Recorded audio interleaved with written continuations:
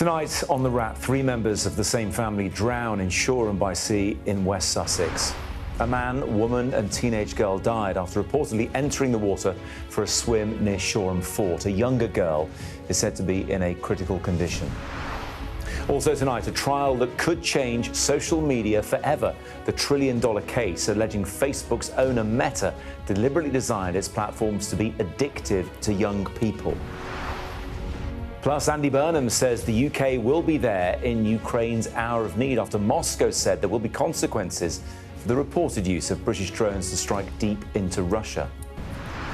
And the Prime Minister insists he is not embarrassed after exchanging messages with someone pretending to be Donald Trump's Chief of Staff.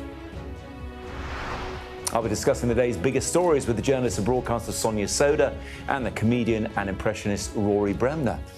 Plus, a first look at the front pages of tomorrow's papers in half an hour's time.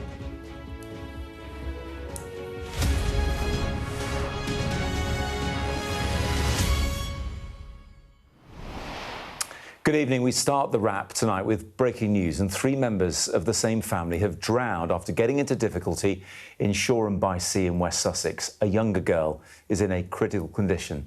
The family, who are said to be from overseas, are thought to have gone for a swim near Shoreham Fort around 3 o'clock this afternoon. Chief Superintendent James Collis from Sussex Police announced the news in the past half hour. Around 2:40 p.m. this afternoon, emergency services were called to reports of 4 people in difficulty in the water close to Shoreham Fort. Sussex Police supported His Majesty's Coast Guard and the RNLI as all 4 people were brought ashore. Tragically, despite the best efforts of paramedics, 3 people, a man, a woman and a teenage girl, were sadly confirmed deceased. A younger girl has been taken to hospital and is in critical condition. We can confirm all 4 people were from the same family and their next of kin have been informed. Specialist officers are supporting them at this incredibly difficult time, and our thoughts are with the friends and family. I know this incident will have had a profound effect on the community, and inquiries are ongoing alongside our partners to understand the full details. At this point, we believe all 4 entered the water from the land for a swim and sadly got into difficulty. Our partners in His Majesty's Coast Guard have completed an extensive search of the water, and we are not searching for anyone else. I would like to thank the public for their patience and understanding during this emergency response. Anyone with any information or video footage that could assist in our inquiries are asked to contact us online or 101 quoting Operation North. We will provide further updates as soon as we are able. Thank you for your time. Sky correspondent Barnaby Papadopoulos is in Shoreham tonight. Barnaby, I know that part of the world pretty well. It's busy, it's popular, especially in the summer, but people will be shocked there this evening at what's happened. People will be shocked here in Shoreham at what happened. We've learnt that 4 people entered the water and got into difficulty on Tuesday afternoon, and 3 of them have died: a man, a woman, a teenage girl, and another younger person, another younger girl, remains in hospital in a critical condition. The police have confirmed that all 4 were from the same family. Now, I'm currently standing on a stretch of Brighton Road. To my right is Shoreham Harbour. There is a police cordon behind me, and earlier this was the epicentre of a massive emergency service response. 2 air ambulances sent to deal with this incident. A stream of ambulances coming up and down this road. 1 ambulance was seen with its blue light flashing, taking somebody away. And just behind me over my right shoulder is the RNLI station. The RNLI, they were involved in this response, so were the Coast Guard too.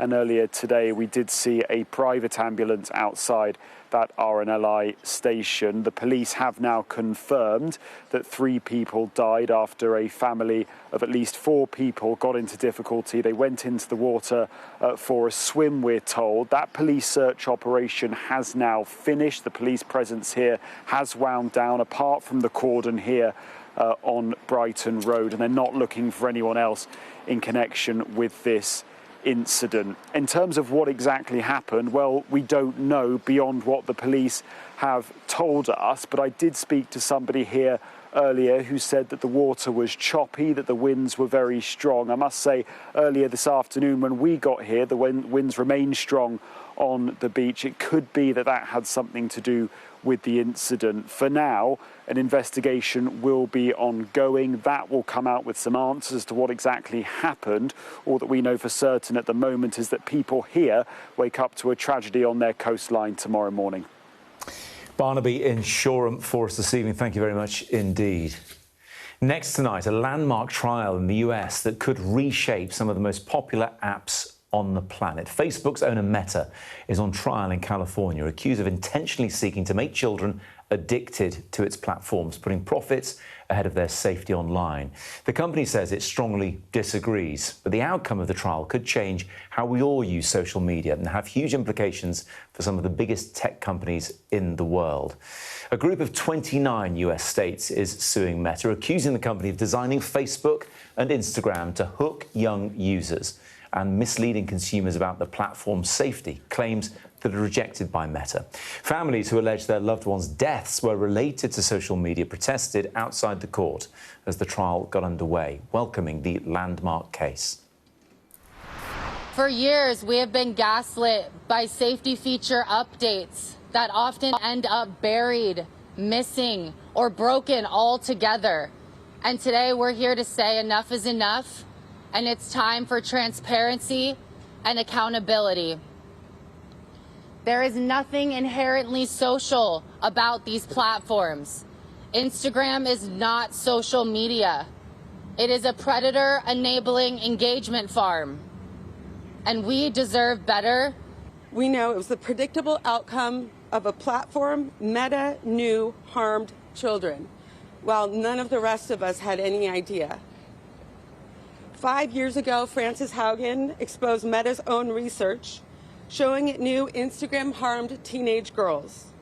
Now Meta's evidence corroborates that what whistleblowers told us. And as Attorney General Bonta put it, Meta knows what it is doing is bad for kids, period. And that's what we're going to find out in this court case. Well, Meta is facing a lot of allegations. What are they? What are the potential implications of this trial for the other social media giants as well? Here's our science and technology editor, Tom Clark, to explain. Big tech is back in the dock. Just another Silicon Valley court case, or does the Meta trial really matter? Well, yes, and here's why. First, while the court is sitting in California, the case is being brought by 29 US states, representing nearly 2/3 of the US population. The court in Oakland will hear arguments by attorneys general from California, Colorado, Kentucky and New Jersey. They claim that Meta, which owns Facebook, Instagram and WhatsApp, has used data from children illegally, including to train the app's algorithms. They're also demanding sweeping changes to apps, what they call addictive design features like infinite scroll, autoplay and certain beauty filters to be modified or removed to protect children. If all 29 states succeed, Meta's lawyers say damages could reach $1.4 trillion, close to the tech giant's entire value, although states' attorneys argue a mere $200 billion is a more likely figure. Meta denies its platforms harm or exploit children and says it's worked hard to protect teens using its products. Will the jury buy it? Well, they certainly didn't in a recent case in New Mexico. There, Meta was ordered to pay more than $900 million in damages and labelled a public nuisance by the judge. But a loss in California would be far more consequential. As well as damages even Meta would struggle to afford, it could force fundamental changes to its platforms, whose profitability rests on holding users' attention, driving advertising revenue, threatening financial disaster at a time when Meta is already burning money in a race with its rivals to build infrastructure for AI. it will be weeks before we have a verdict, with potentially revealing testimony expected from Meta bosses, including CEO Mark Zuckerberg. Although this is Meta's day in court, the outcome will likely determine the fortunes of around 3,000 pending lawsuits against other major platforms, including TikTok, Snapchat and Alphabet, which owns Google and YouTube. The fate of Silicon Valley could lie in the hands of 8 jurors and 1 judge from its home state of California. Good time to get the view of Sonia and Rory on this. Rory, first, what do you think of all this? Well, this is huge, isn't it? I mean, people talk about this being the tobacco moment when the tobacco industry was properly held to account, and this is where I think we're going to see the tech, Meta in particular, held to account as to its responsibility. I mean, they designed this thing, and it is, as we know, because we use it ourselves, they're addictive. And I think what they're particularly concentrating on, you saw the names of all those children there, which was particularly, the consequences. And I think, that the prosecuting counsel for the people who are taking on for the 4 states that are representing the 29 other states, she said that it deliberately hooks them in and harvests the information and keeps them there. And I think we're going to see through this sort of discovery process where they have to disclose the evidence, so that we'll get a lot of internal emails, we get a lot of Meta's internal research, and that's going to reveal a lot, because they know, and they've already seen in the documents that people talking amongst themselves in Meta saying, well, God, oh my God, this is addictive. This is a drug. So it's a question of how much they knew, how much they hid, and the consequences. It is interesting that Frances Haugen's name was mentioned there, the whistleblower who then subsequently wrote a book about her experiences.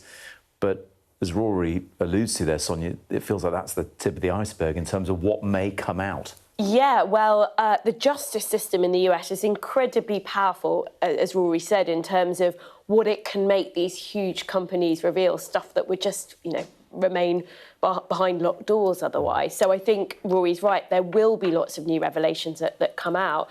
But at the end of the day, for us watching it here in the UK, we're having all these debates about social media here in the UK, how best to regulate it. Can you regulate it in a way that's effective, that stops children from using it in a way that's unsupervised, in a way that causes them harm? But this big case could actually have huge ramifications for us here in the UK, because it's not just a very, very large sum of money that Meta may end up having to pay to the claimants. It's the fact that actually the US courts could order Meta to structure its platform differently, to structure the algorithm differently. And, it all comes down to the fact that the way these platforms work, the way they make money out of us, is to hold our attention. And lots of people's criticisms of them is it's called social media. It's not that social anymore. It just, both Facebook and Instagram have become just, scrolling through endless content that's created by other people, but you're not actually really interacting with people. And that some of that content is really harmful, because that's what makes the platforms money. They would say, oh, we voluntarily done loads of stuff to make this safer. That is exactly what they say. Yes. It is what they say, but there's lots of people who are very, very sceptical of that. It's interesting you say about, governments regulating it, but governments can tax it, but the threat of taxing these companies then leads to the threat of tariffs in return. So on the one hand, Rory, you've got the American justice system wheels turning to have a close look at this. And on the other hand, you've got the economic wheels saying, hang on a minute, this is such a big generator for the US economy, and countries like ours are being warned off taxing them too much. Yeah, it's a bit. I mean, it's like the banks. They used to say they're too big to fail. I mean, in a sense, the question is, are they too big to challenge? Really? Yeah. But they need to be challenged. I mean, they are under-regulated and they are under-taxed. I mean, these are huge companies, as your correspondent was saying. I think 1.4 trillion, which is the amount they're saying they're going to sue them for. That's the market capital. I mean, these are huge things. But as Sonia was saying, I mean, how they operate. I mean, we know the science behind this. I mean, someone with ADHD, I know this is about literally feeding the brain release system and working exactly that, and the neurobiological effect that it has. And they know about this stuff, and they know how the brain rewards itself and stimulates itself, and it becomes and the addiction itself then leads on to anxiety and depression, and so these consequences. So it's going to be really, really interesting to see how this trial goes.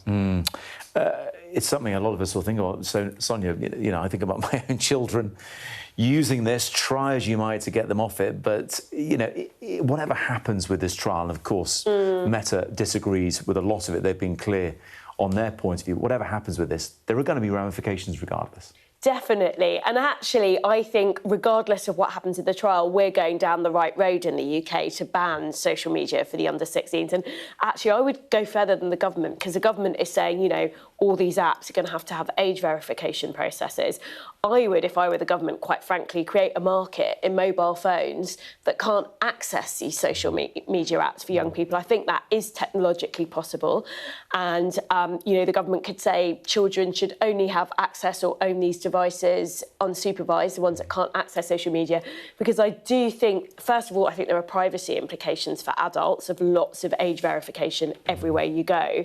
But also, very importantly, we know from Australia, it's not a perfect system and kids do get around it, and they get around it quite easily. They certainly do. Yes, Very quickly. 30% of 12-year-olds in the United States are on Instagram. 30% of 12-year-olds. Yes, and I think it was 13 was meant to be the starting point originally. Yeah. Thank you both. We are not fair weather friends. Those are the words of Andy Burnham today, after Moscow warned there will be consequences for the reported use of British drones in strikes deep inside Russia. The Kremlin says the UK is deliberately escalating the war in Ukraine. The Prime Minister says Britain's stance hasn't changed.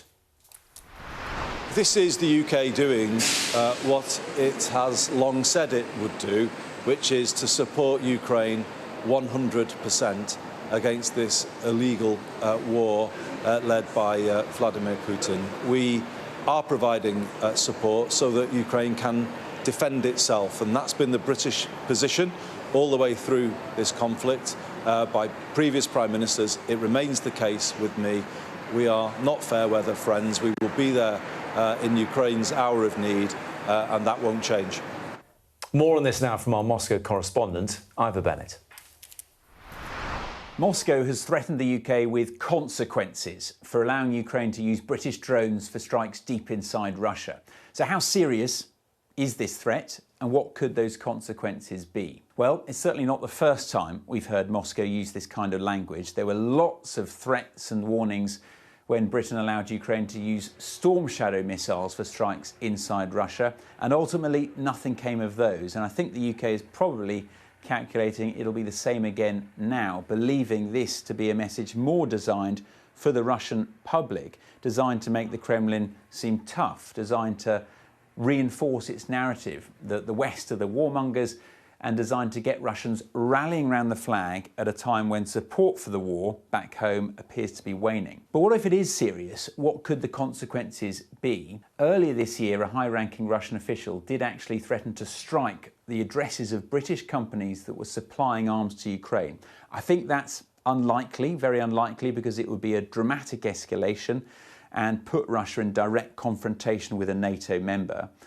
More likely, analysts say, is an uptick in hybrid warfare, which London accuses Moscow of doing already.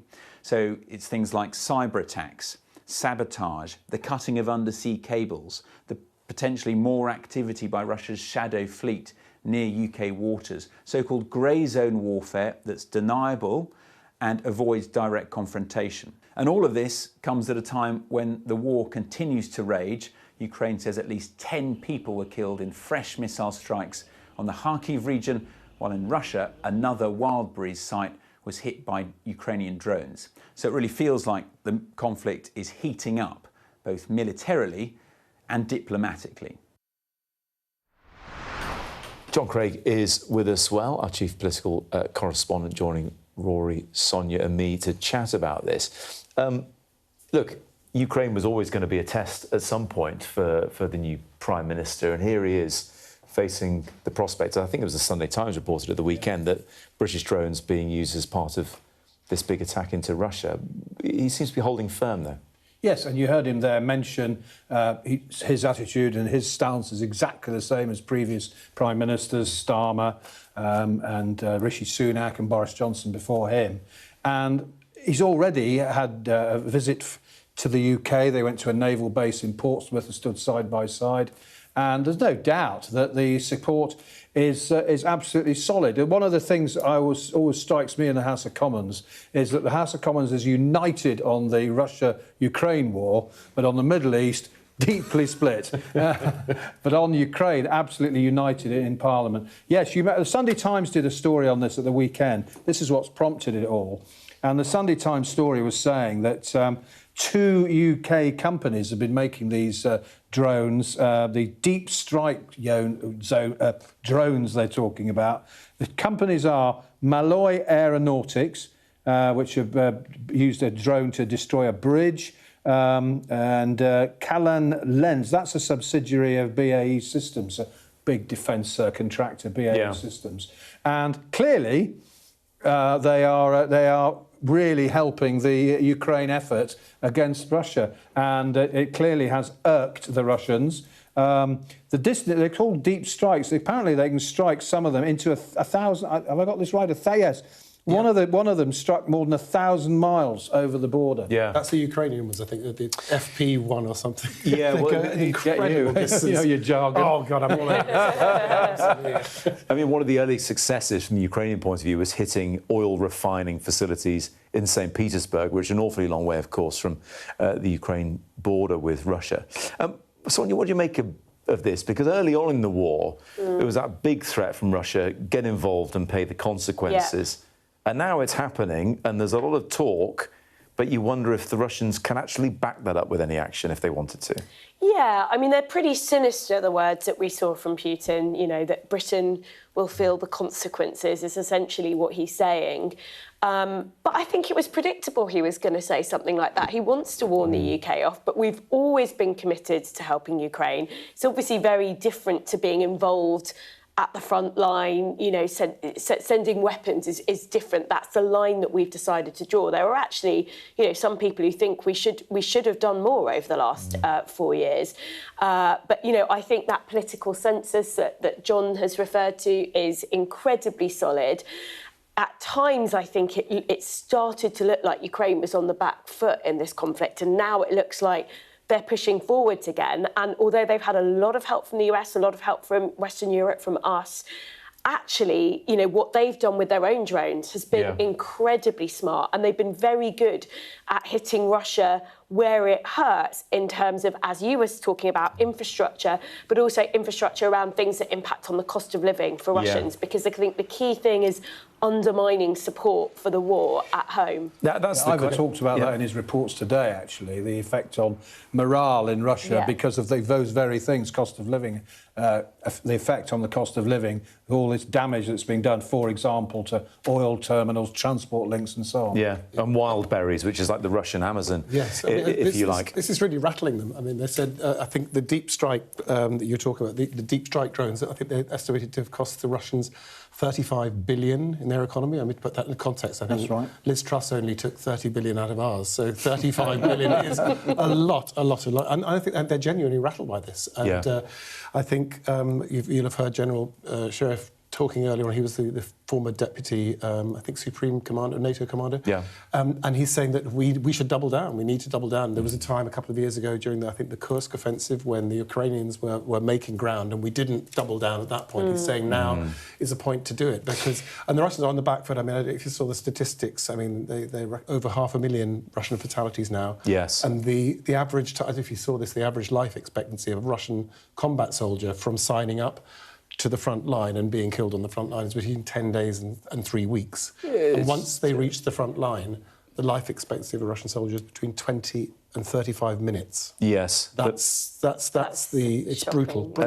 The tactic name of meat grinder tells you all you need to know about the lack of care for human life of that.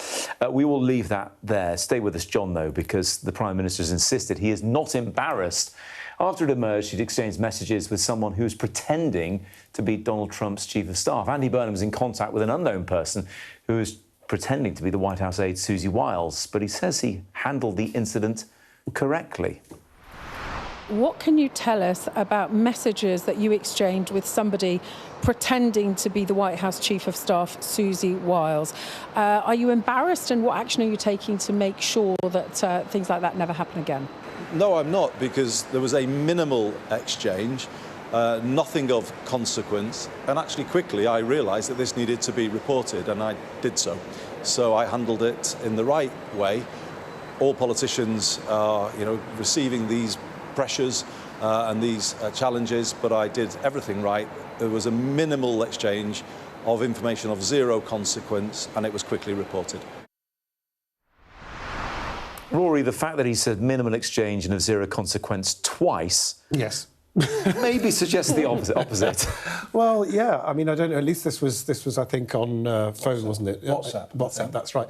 I mean, as John probably said earlier on, Susie Wiles, her phone was hacked a few weeks ago or something, or last year. That's right. So it should have already said alarm bells ringing. I mean, when they said he'd been hoaxed, I naturally assumed someone had rung him up, and said, "Hey, Andy Birmingham, I'd like to talk. We're going to have a special relationship. You can come and clean my pond."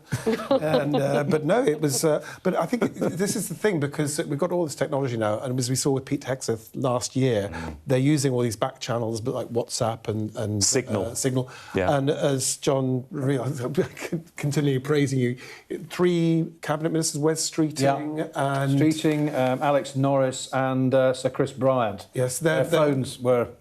Their phone numbers were on the internet until yesterday. I think they were taken down. Yes. So there's kind of ways through. But I mean, and also, I mean, when it came to the voice as well, I mean, we've now got AI. So we all know in our own lives, and with companies as well, just how vulnerable we are to cyber attacks. So, I mean, it must give the government huge headaches all the time. But also, John, what it does show is how much governing is done by WhatsApp in this country, which the Americans... They don't do anything like this, and they invented the thing. Well, we learned the extent of all this, didn't we, when we were here discussing the Epstein files and all the messages between Peter Mandelson and Epstein. And missing phones. Yeah, and all that, what's his name? McSweeney's phone. McSweeney's phone, yeah. I'm still convinced is in the bottom of the Thames somewhere. He says not, by the way. He says not. But... yeah, I mean, we learned, it was so many. Remember, we were going through these great long things of all these WhatsApp messages between ministers, officials and so on. Ollie Robbins, who was brutally sacked by Keir Starmer late at night. I remember sitting in here late at night when he was fired. But, government by WhatsApp these days, isn't it? And I suppose the Sir Humphreys in Whitehall must be tearing their hair out, all these... because they're used to minuted meetings, aren't they? And all that sort of stuff. But that's all gone, hasn't it? Well, not in our world, because we were planning the show on WhatsApp before we started, didn't we? So it works absolutely fine for us. And I assumed... There may be a little bit less interest in our WhatsApp, so... Well, I assumed it was you 2 guests on that WhatsApp. Who honestly knows? It could have been anyone. I got a message from Pete Hegseth on our... I don't know how he got into our group. I was going to ask Rory a question. Yeah, please. I know you're the presenter. How many times have you done a prank to a senior politician with a phone call? Well, we did a couple. I mean, I did some as John Major, but that was to backbenchers but during the Eurosceptic thing, and we just sort of gave him a hard time. And it backfired, in a sense, because the backbencher that I'd rung as John Major and I asked him to come to the party conference and dance with me on the last night, turned out to be the ringleader of a rebellion that he was planning during the party conference, which he then called off because he'd spoken to John Major. He hadn't. He'd spoken to us. And a few years afterwards, we did Gordon Brown, I think, and rang Margaret Beckett, and the day of the election to ask who'd be in the cabinet the next day. So who do you think we should... who do you think we should put in the cabinet tomorrow? And we had an interesting chat for about 5 minutes, and then stopped that. And then the lawyers just looked at us. That's not going out anywhere. Can't run. So it can be done. And of course, John did a great one with Tony Blair when he rang up and pretended to be William Hague. Yeah. But Tony Blair got onto that quite quickly. He said, yeah, it's quite a good impression. But so there is a history of these things. Foiled. There is a history, and it's just part and parcel of being the Prime Minister. Happened pretty quick, though, hasn't it? I mean, to be pranked like this. Yeah, it did. Well, maybe the pranksters kind of knew Andy Burnham's in the first 4 weeks, so let's give it a go. I think I liked the way that Andy Burnham dealt with it. He was sort of quite relaxed. I thought he was a bit tetchy, actually. Did you? OK, all right. I thought he sounded quite cross. Did you? I thought he sounded quite... Agree? I think it had to be performative. If he'd laughed about it, people would have said, if you're not going to take national security seriously... But I thought it was good. He said, I'm not embarrassed. These things happened. I handled it correctly. I thought, Well, someone will try again then, won't he? He was then asked what actions are being taken now, and to find out who did it and improve systems. He said, the correct action has been taken here and in the US. ... I think the British government's a bit cross with the Americans for letting this happen. Yeah. Well, yeah. I mean, it's her phone number getting hacked and then someone being able to pose as her phone number. Yeah, it doesn't feel... But then you do sort of think, really having these channels through WhatsApp? That's a bit where you're just, because this is national security. I mean, chat with a senior White House aide. I'd like to know practically how it actually happened. Was it his phone? Was it his WhatsApp? Or did you just get one of those text messages? Hi, Susie Wiles here. This all happened, actually, right at the beginning, when not long after he'd been elected, first of all, Labour leader, and then become Prime Minister. It's not something happened in the last few days. No. I see. It might not have been on his government phone. It would be more private to have two yoga pots and a piece of string, wouldn't it? That's what they should do. They have to get in quite quickly, because I think the Prime Ministers, they last about 3 weeks, don't they now? There you go. They're on an early release programme. Andy Burnham's doing well by those standards. I'll last about 3 weeks if we don't stop talking about this, because I've got to move on to something else. We're going to take a first look at what is on the front pages of tomorrow's papers in a moment.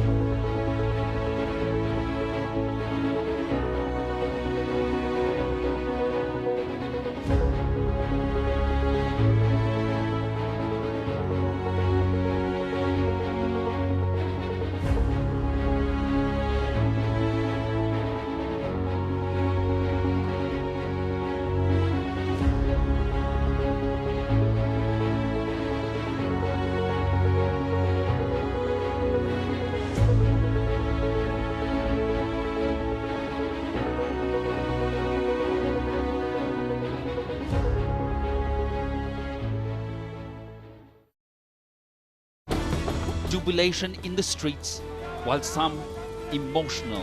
This is a political victory for Prime Minister Modi and his Hindu Nationalist Party.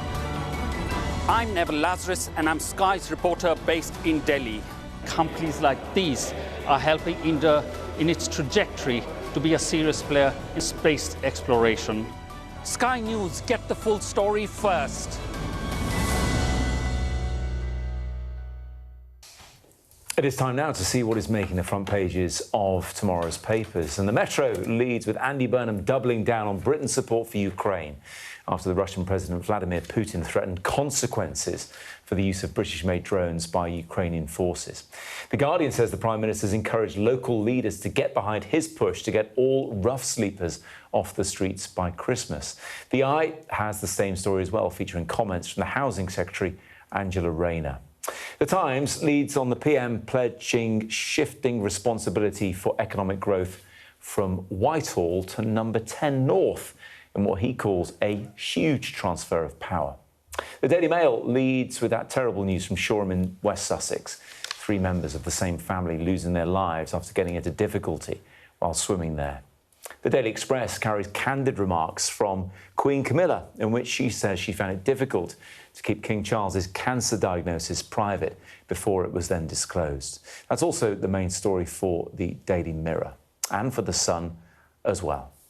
The Telegraph picks up on conversations the Queen revealed she had with the King at the time. In fact, the FT hears that long-term borrowing costs have hit their highest levels in nearly 20 years. And the Daily Star hears that Jeremy Clarkson has found a cunning way to keep the grass at his pub green in the middle of a drought. We will get onto that one in a moment. But why don't we start, Rory, with The Guardian and Andy Burnham pledging to end all rough sleeping by Christmas. We mentioned it features on the hour there with Angela Rayner, and something he's been talking about since the day he came into office. And he was, he also made an admission in Manchester, and this is very difficult to do as well. I mean, what I find depressing is that I remember doing stuff 30 years ago on homelessness when Prince Charles, funny enough, we're going to get on to talk about now King, obviously, and his business in the community charity they focused in a lot on homelessness in London. And how easy it was to become homeless. You could use your job or a family breakup or whatever. And I felt we were sort of getting somewhere. We had the Passage House, and it was beginning to get sort of traction with public perception. But 30 years on, it's as great a problem as ever. And also the way people are treated. If you talk to homeless people, the way that they're treated on the street and the abuse that they get. And it's like we still have to people, this urge to lash out at whether it's migrants or whether it's homeless or minorities or whatever. So it's a problem that has been with us. And so to pledge to get to actually, I think they said a bed for every homeless person by Christmas. Is, I mean, you know, that would be wonderful, but it's a difficult, a perennial problem. It's right under the nose, Sonia, of Westminster politicians. We're in the middle of Westminster here, and you've got a couple of homeless hostels just around the corner. You see it in Westminster fairly frequently, but as Rory says there, it's a very difficult thing to do. It is difficult, although it's not impossible, because we did do it quite effectively during the pandemic, but that was using lots of empty hotel rooms that weren't getting used by tourists because there weren't any tourists coming to the UK, and the government basically buying them up en masse for rough sleepers. That's harder to do, obviously, when you haven't got a crisis pandemic situation and hotels aren't sitting there empty.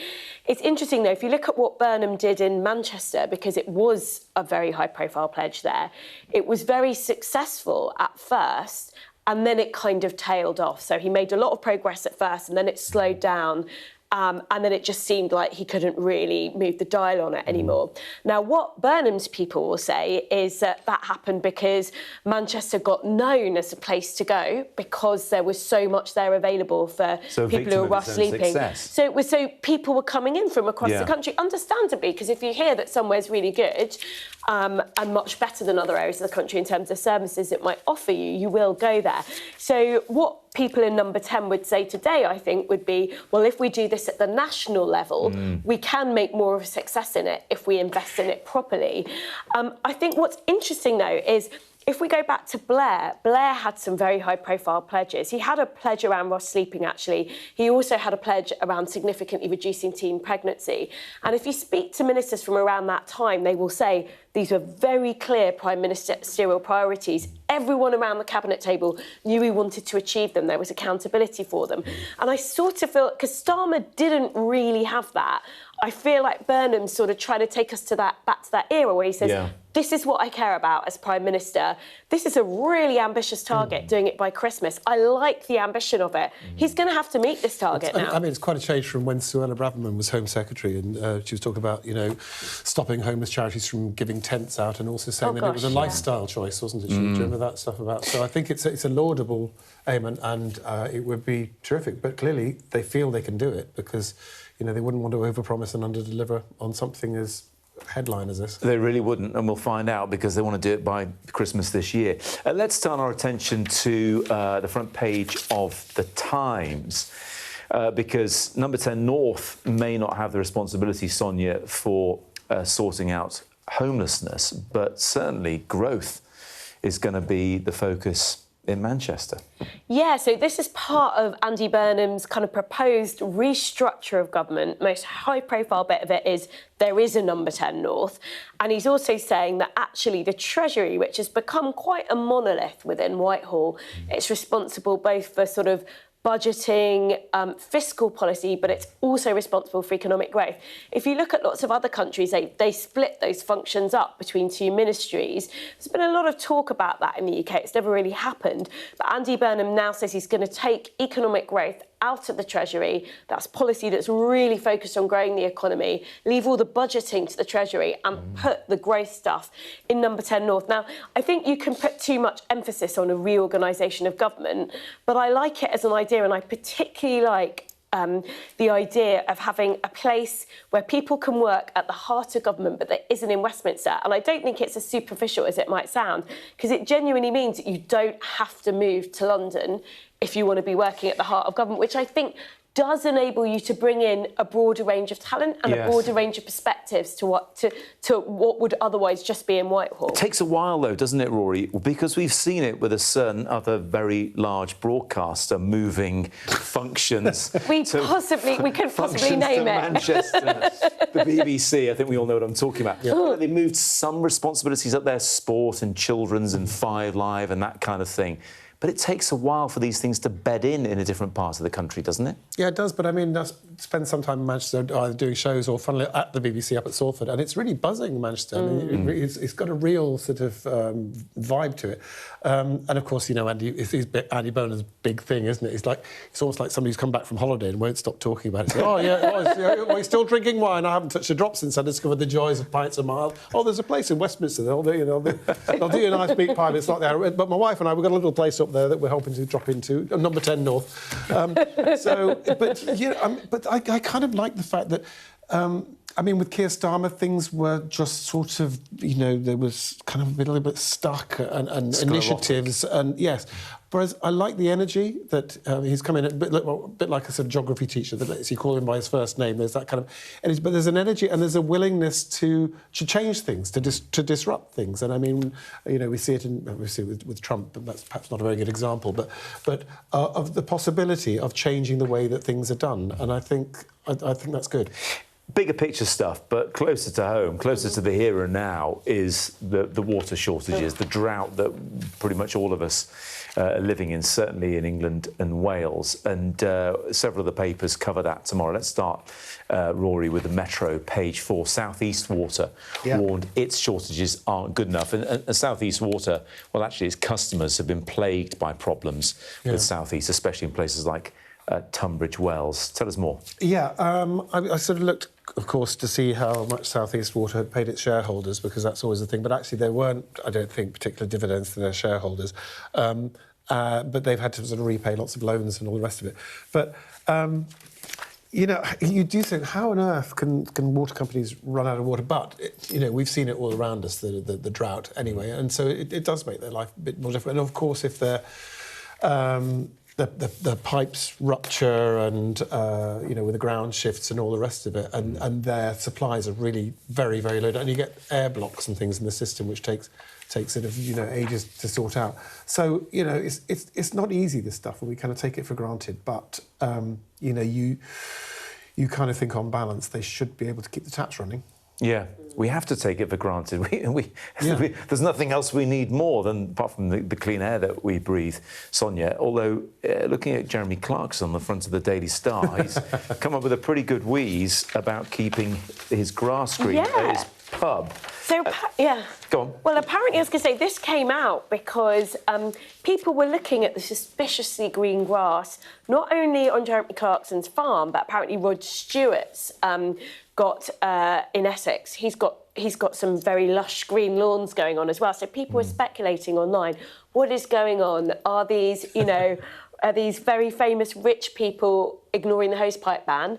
And Jeremy Clarkson pipes up and says, well, maybe Rod did what I did, which was just to dig 100 metres and pump out some water. Yeah. But I'm not sure that's a solution that's available to many of us.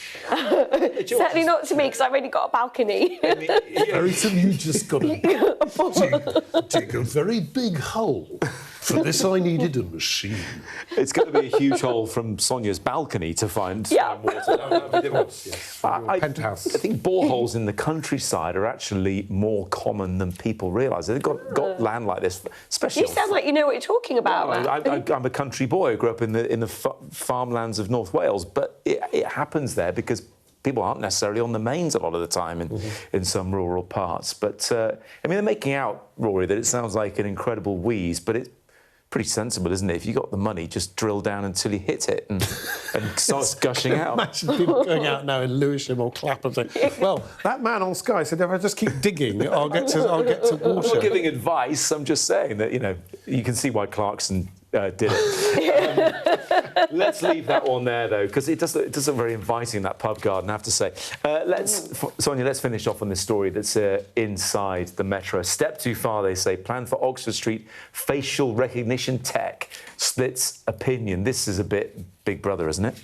It is. So Oxford Street is newly pedestrianised, or it's going to be newly pedestrianised, and Sadiq Khan, the Mayor of London, has said that facial recognition cameras are going to be installed so that they can essentially scan people who are in the vicinity and look for criminals, basically, look for people who are wanted for shoplifting or worse.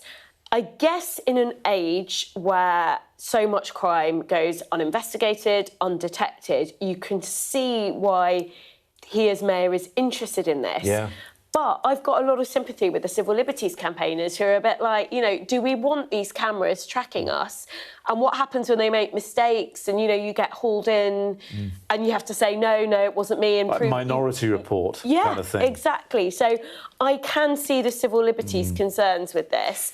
But at the same time, it would be nice if there was less shoplifting. So. Yeah, it's already the most surveilled city, I think, or one of them in the world, Rory. I'm slightly obsessed by an Instagram channel which is all about pickpockets in London being rumbled, and they all run off and leave their spoils behind. Well, you always love it when people get caught, doesn't that thing? I mean, but I remember the civil liberties thing about 10, 15 years ago with David Davis and other people who were actually campaigning against sort of the extension of CCTV. Yeah. And what did they say? I'm trying to remember, the price of freedom is eternal vigilance or something like that. And they've taken that to mean you must be watched at all times. But, you know, then when something happens like...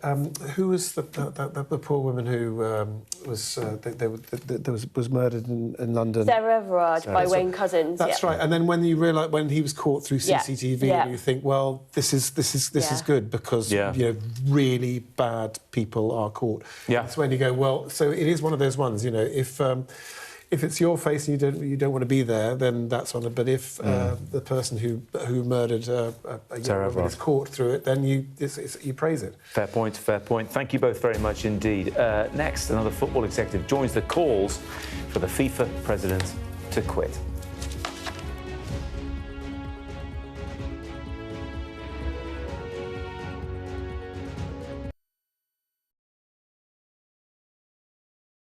I'm Cordelia Lynch, Sky's Asia correspondent based here in Bangkok.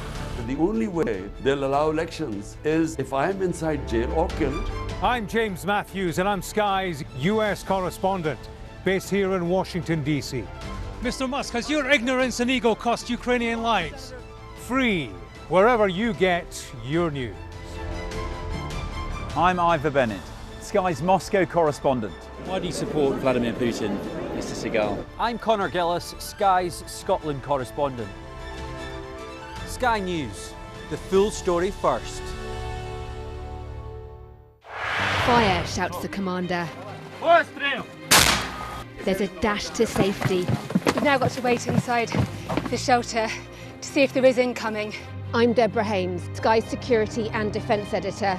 Should Russia's war with Ukraine escalate significantly, pilots like these could be called upon to go into combat for real.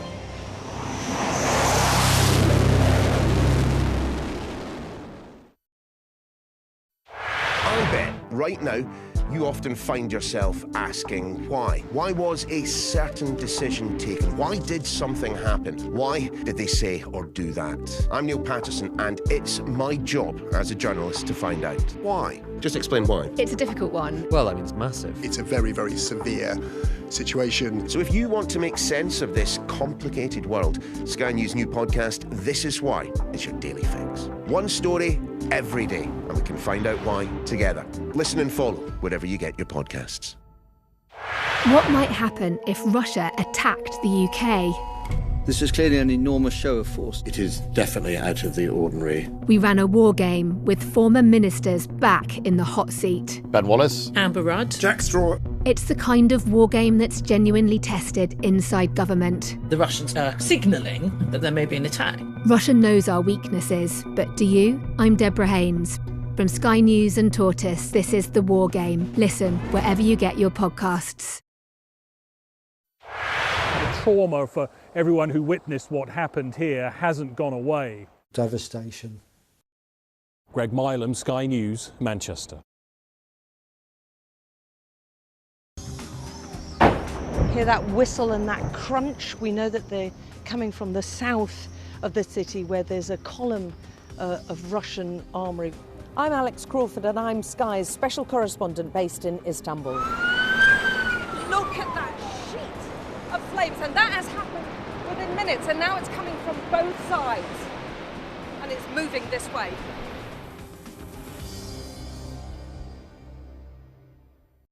The best thing about being a Sky News journalist? I'm going to take you behind the scenes here for Election Night Live. They have gone up and up. Being a Sky News journalist. Ed Conway, Sky News, is anyone going to talk to us? Mortgage rates did go up very sharply during your time in office. Here it is. First off, just the scale of what we're looking at. Our data shows it's been happening. Question is, why it hasn't been stopped. The boss of the Premier League has joined calls for the FIFA president Gianni Infantino to step down. Richard Masters, who was speaking at the launch of the new Premier League season, kicks off on Friday, said the plan to sell off a stake in the World Cup was like FIFA pressing the self-destruct button. He was speaking to our sports correspondent, Rob Harris. We obviously support the FA's position on Gianni, which is to withdraw their support for him post-FFE. And I think that's the right decision. We support it. So you believe there should be a new FIFA president? Yeah, I do, and obviously another candidate has to emerge, a unity candidate. At the moment, you've got a situation where three of the confederations are seemingly not with Gianni, and the others are either for him or undeclared at this moment in time. You will know more than I, and hopefully someone can bring all those confederations back together. World football needs a strong FIFA making good, strong decisions, and I think this was a significant own goal. What's wrong with Gianni Infantino for you? What has he done wrong? Well, I think it's been, as far as the leagues are concerned, it's been expansionism. We've seen a much bigger World Cup. We've seen without consultation.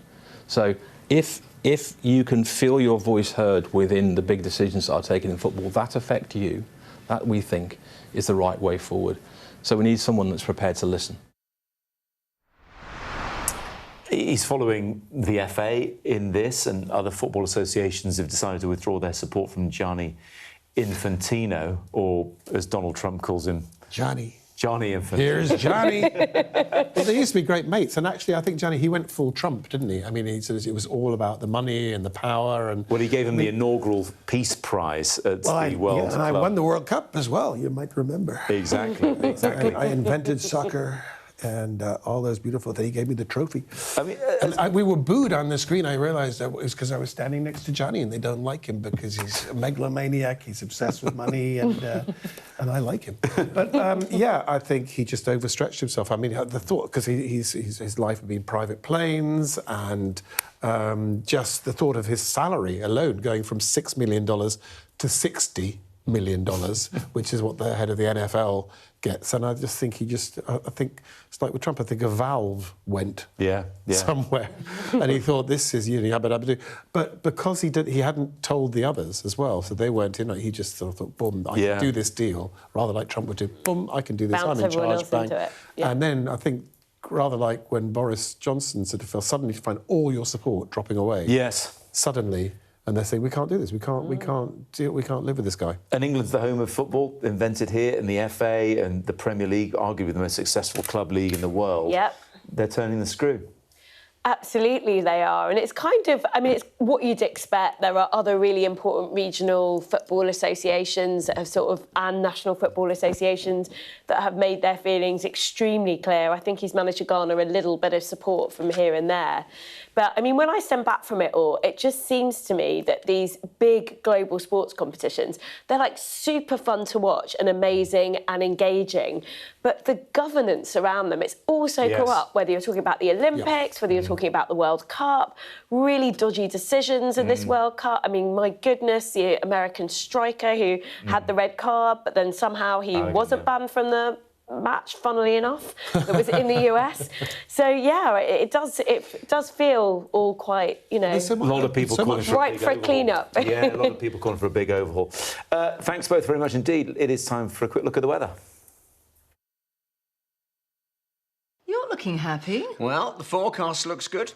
So you've sorted the travel insurance then? All Clear Travel Insurance sponsors Sky News Weather. It's going to turn cooler this week, with showers becoming more widespread, some heavy with hail and thunder. Localised flooding is possible, with the baked ground acting like concrete and causing the rain to run off rather than soaking in. Tomorrow is going to start with a scattering of showers, some heavy, but more general light rain will affect the far southeast. That rain will soon clear to leave a morning of sunny spells and showers, some heavy with hail and thunder possible in parts. The showers are going to be concentrated over Ireland and northern parts of the UK. All Clear Travel Insurance proudly sponsors Sky News Weather. Coming up on The Wrap, we'll have much more on that news that 3 members of the same family have died after getting into difficulty in the water off Shoreham in West Sussex. We'll be back at 11.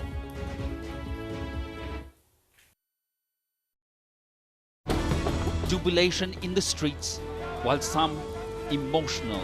This is a political victory for Prime Minister Modi and his Hindu Nationalist Party. I'm Neville Lazarus and I'm Sky's reporter based in Delhi.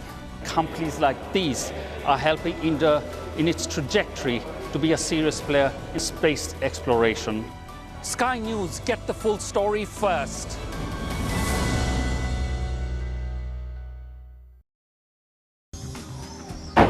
Hear that whistle and that crunch? We know that they're coming from the south of the city, where there's a column of Russian armoury.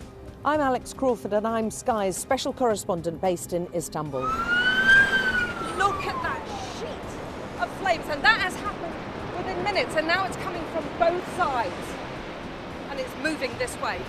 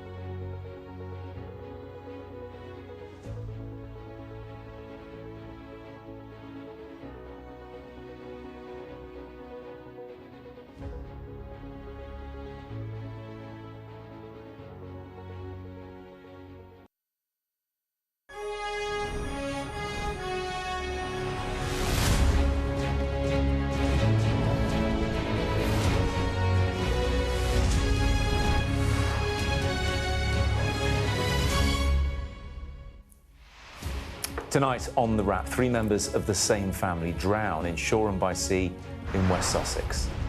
A man, a woman and a teenage girl have died after reportedly entering the water for a swim near Shoreham Fort. A younger girl is in a critical condition. Also this evening, a trial that could change social media forever. The $1 trillion case alleging Facebook's owner Meta deliberately designed its platforms to be addictive to young people. Plus, Andy Burnham says the UK will be there in Ukraine's hour of need after Moscow said there will be consequences for the reported use of British drones to strike deep inside Russia. And the PM insists he isn't embarrassed after exchanging messages with someone who was pretending to be Donald Trump's chief of staff. I'll be discussing the day's biggest stories with the journalist and broadcaster Sonia Sodha and the comedian and impressionist Rory Bremner. Plus, a first look at the front pages of tomorrow's papers in half an hour's time.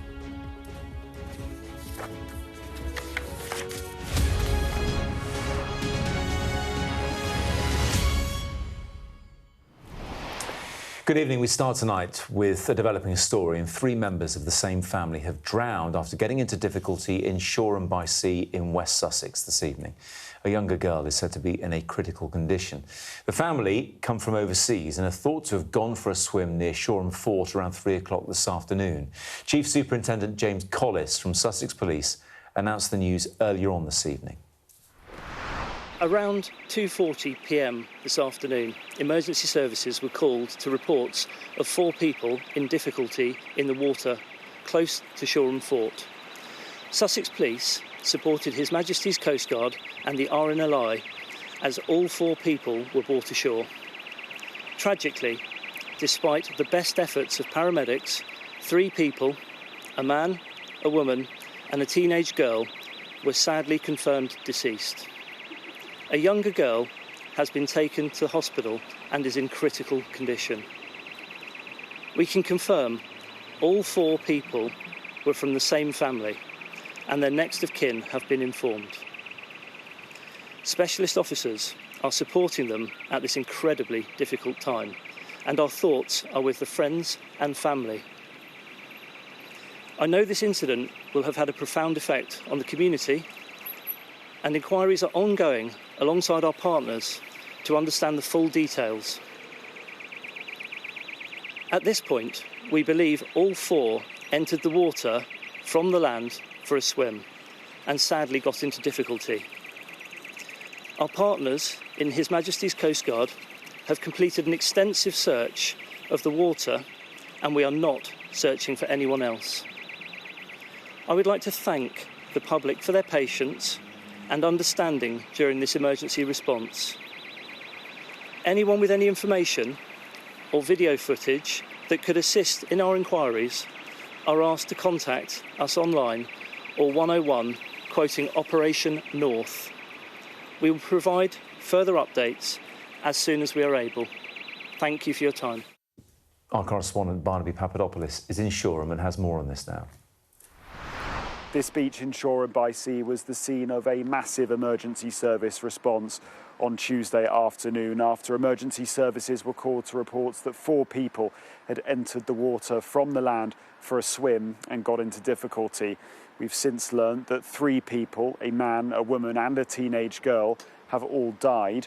We also understand that a further person, a younger girl, remains in hospital in a critical condition.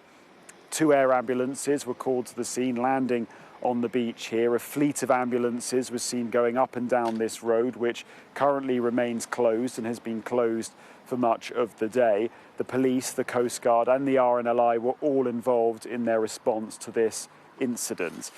We know that the police are not looking for anyone else in connection to this, and that search operation has now finished. But as I said, 1 person does remain in hospital in a critical condition. It's not clear exactly what caused them to get into difficulty, but the winds are strong here. And earlier today, we were told that the waters were very choppy. One thing that is clear is that people here in Shoreham are going to wake up on Wednesday morning to a tragedy just off their coast. That was Barnaby in Shoreham for us. Next tonight, a landmark trial in the US that could reshape some of the most popular apps on your phone. Facebook's owner Meta is on trial in California, accused of intentionally seeking to make children addicted to its platforms, putting profits ahead of their safety online. The company says it strongly disagrees, but the outcome of the trial could change how we all use social media and have huge implications for some of the biggest tech companies in the world. A group of 29 US states is suing Meta, accusing the company of designing Facebook and Instagram to hook young users and misleading consumers about the platform's safety, claims that are rejected by Meta. Families who allege their loved ones' deaths were related to using social media protested outside court as the trial got underway, welcoming this landmark case. For years, we have been gaslit by safety feature updates that often end up buried, missing, or broken altogether. And today we're here to say enough is enough, and it's time for transparency and accountability. There is nothing inherently social about these platforms. Instagram is not social media. It is a predator-enabling engagement farm. And we deserve better. We know it was the predictable outcome of a platform Meta knew harmed children, while none of the rest of us had any idea. 5 years ago, Frances Haugen exposed Meta's own research, showing it knew Instagram harmed teenage girls.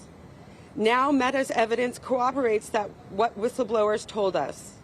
And as Attorney General Bonta put it, Meta knows what it is doing is bad for kids, period. And that's what we're going to find out in this court case. So just what exactly is Meta being accused of? And it's facing a lot of accusations. So what are the potential implications of the trial for the other social media giants and all of us? Here's our science and technology editor, Tom Clark. Big tech is back in the dock. Just another Silicon Valley court case, or does the Meta trial really matter? Well, yes, and here's why. First, while the court is sitting in California, the case is being brought by 29 US states, representing nearly 2/3 of the US population. The court in Oakland will hear arguments by attorneys general from California, Colorado, Kentucky and New Jersey.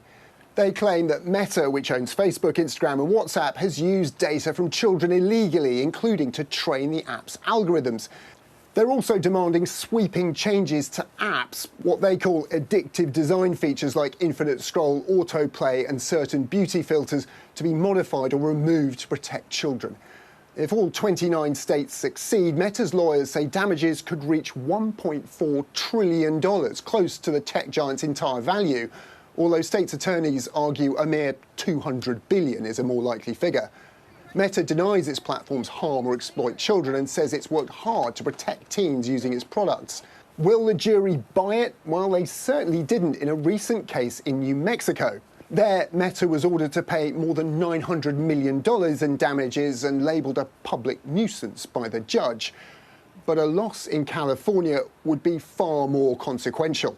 As well as damages even Meta would struggle to afford, it could force fundamental changes to its platforms, whose profitability rests on holding users' attention, driving advertising revenue, threatening financial disaster at a time when Meta is already burning money in a race with its rivals to build infrastructure for AI. It will be weeks before we have a verdict, with potentially revealing testimony expected from Meta bosses, including CEO Mark Zuckerberg. Although this is Meta's day in court, the outcome will likely determine the fortunes of around 3,000 pending lawsuits against other major platforms, including TikTok, Snapchat and Alphabet, which owns Google and YouTube.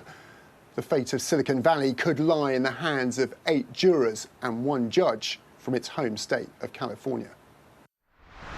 You know, Sonia, this all reminds me of that phrase that people used to say in the early days of social media. If it's free to use and you're giving them your data, it's you who is the product.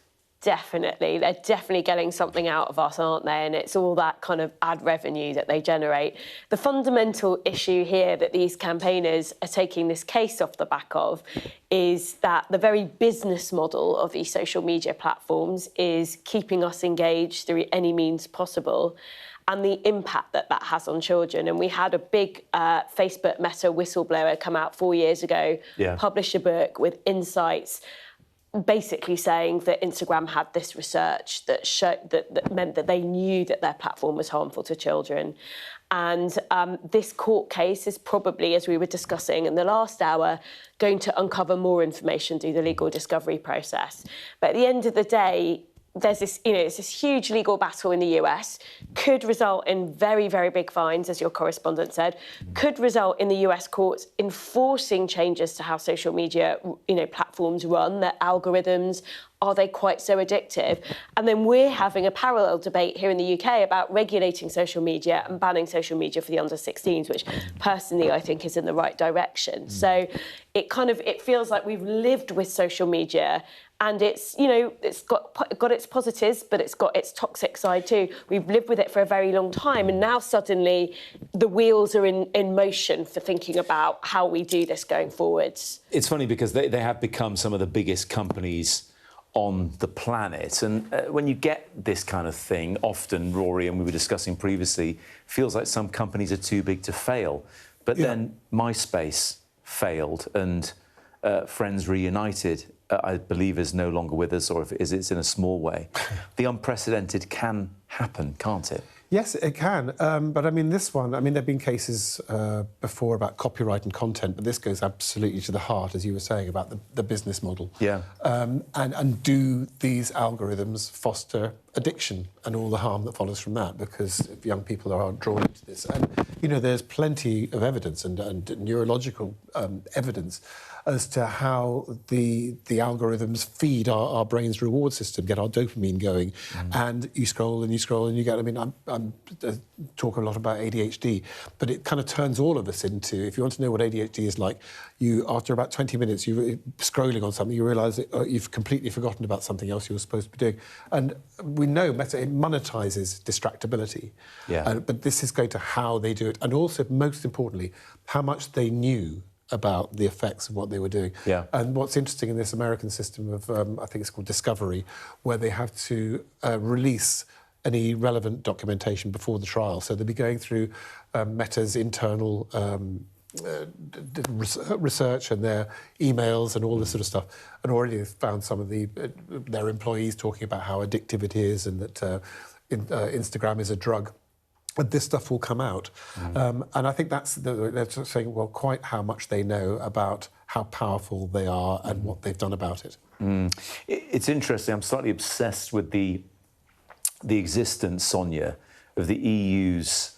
algorithm. It has a centre for algorithmic transparency. And you sort of wonder in this case, which, of course, Meta disagrees with, if we'll finally learn how these algorithms work, as in, how do they decide what we get to watch next and what keeps us hooked in, and this idea of infinite scroll. That would be a massive step forward if we understood why the stuff was being fed to us. Yeah, I think that would be interesting. I'm interested in the idea of state or regulatory agencies. It would be regulatory agencies enforcing how the algorithms work. But I'm also slightly sceptical, I have to say, that it could ever be done, that regulators could ever keep pace more quickly and be ahead of where these huge companies are. If they just told to show us how it works. I think the transparency, it's a really important point, and that would be interesting. Ultimately, though, I'm quite sceptical that you can really properly regulate these platforms to make them safe. I think as adults we should regard them as spaces that aren't particularly safe, that have these addictive qualities that are particularly... Because I think some people can be quite resilient to their properties, but for some people it's really harmful. And they do have positive sides too. But I just think we should acknowledge that these are can be dangerous spaces, and they aren't for children, and we keep children out of them. That, to me, rather than trying to make it a safe world for children, that to me feels like quite a difficult thing to do, which is why I think we're on the right track with a ban. There are some things that we just don't let. We don't let children drink. We don't let children smoke. There's no reason I didn't use social media until way beyond I was 18 because I'm so old. I figured out how to use it pretty quickly. Kids don't need access to this stuff. I don't think it's an important part of their education. One of the attorneys general involved did liken it to tobacco cases that were brought against big tobacco in the 90s, and it certainly feels like this could be potentially as consequential as that. Thanks both for the moment on that. Now, the Prime Minister has insisted he is not embarrassed after it emerged he'd exchanged messages with someone who was pretending to be Donald Trump's chief of staff. Andy Burnham was in contact with an unknown person, in fact, who was pretending to be the White House aide Susie Wiles, but he says he handled the incident correctly. What can you tell us about messages that you exchanged with somebody pretending to be the White House Chief of Staff, Susie Wiles? Are you embarrassed, and what action are you taking to make sure that things like that never happen again? No, I'm not, because there was a minimal exchange, nothing of consequence, and actually quickly I realised that this needed to be reported, and I did so. So I handled it in the right way. All politicians are, receiving these pressures and these challenges, but I did everything right. There was a minimal exchange of information of zero consequence, and it was quickly reported. Our chief political correspondent John Craig has joined Sonia, Rory and me as well to discuss this. How do we think he's handled this one, John? Because it is a smidge embarrassing, no? Yes, and I suspect that the reason that the Prime Minister, I think, sounds a bit tetchy, a bit cross, is because the British government is pretty annoyed with the Americans for allowing this to happen. Now, last year, there was another hack of Susie Wiles' phone. She is the veteran Washington insider who has been around since campaigning for Ronald Reagan in 1980 and became the chief of staff to Donald Trump when he became president for the second time last January. This was WhatsApp messages. It wasn't a phone call. It was WhatsApp messages. And you've heard the Prime Minister there defend his handling of this. He was asked by the interviewer there what actions are being taken now to find out who did it and improve systems. Well, he said the correct action has been taken here. That's all he said. You might say a very, very Starmer-like answer, really. Is that unfair? No. And in the United States. So I think clearly that the leak, or whatever you like to call it, the hack, happened in America. But we got his word for it that he actually spotted it pretty swiftly, and as he says, it was dealt with. But it's a security breach. We've also learned today that 3 cabinet ministers newly appointed to their jobs. Wes Streeting, new Defence Secretary, Alex Norris, new Justice Secretary, Sir Chris Bryant, new Northern Ireland Secretary. Their phone numbers were available apparently and accessible online until today. So that's a blunder. Yeah. I mean, they're sensitive posts as well. Defence Secretary, Northern Ireland Secretary, and to a slightly lesser extent, the Justice Secretary. Clearly, I mean, government by WhatsApp, is it a good thing? I mean, Tony Blair got criticised for the so-called sofa government. I mean, over the years, since Tony Blair in 1997, we've seen less and less of the traditional Sir Humphreys taking minutes and a lot of decisions being made by WhatsApp. We saw with the Mandelson files, the Epstein files, how many messages are sent between politicians. It has been worse in the States, though, Rory, because it's one thing Wes Streeting's number being out there. It was Pete Hegseth who seemed to take to signal to a journalist that an attack was about to happen. So well, yes, really I think it was to his wife or something like that. There was, I mean, but they've got to communicate somehow. That's the thing.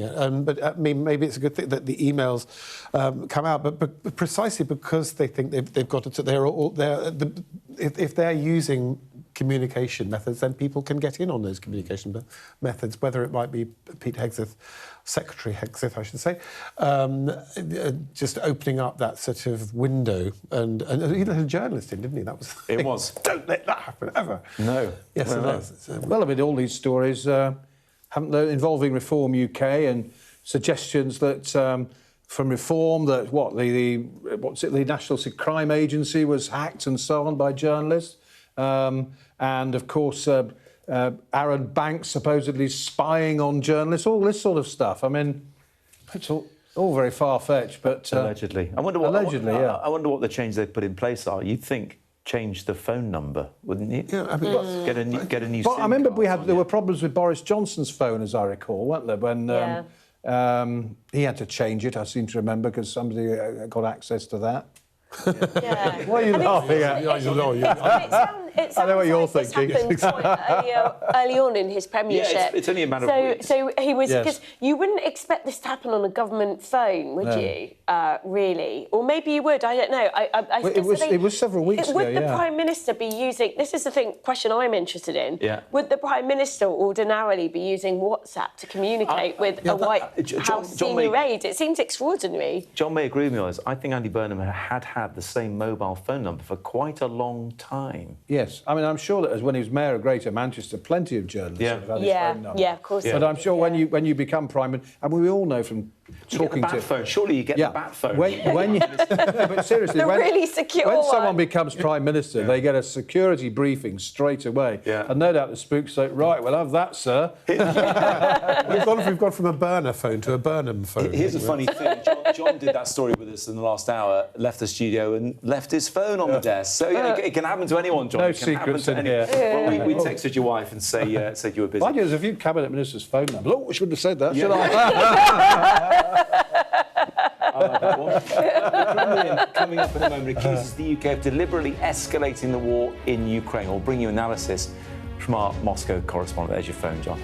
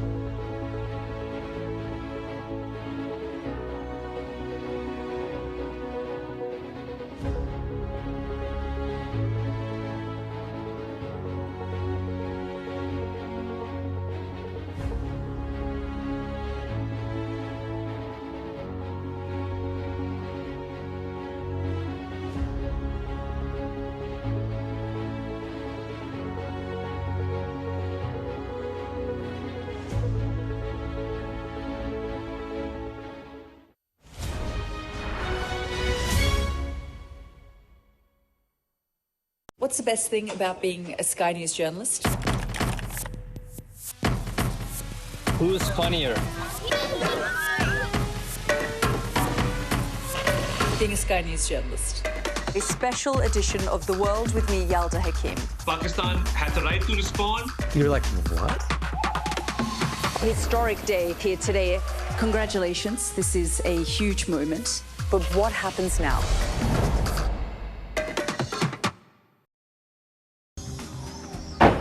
Hear that whistle and that crunch? We know that they're coming from the south of the city where there's a column of Russian armoury. I'm Alex Crawford and I'm Sky's special correspondent based in Istanbul. Look at that sheet of flames, and that has happened within minutes, and now it's coming from both sides and it's moving this way.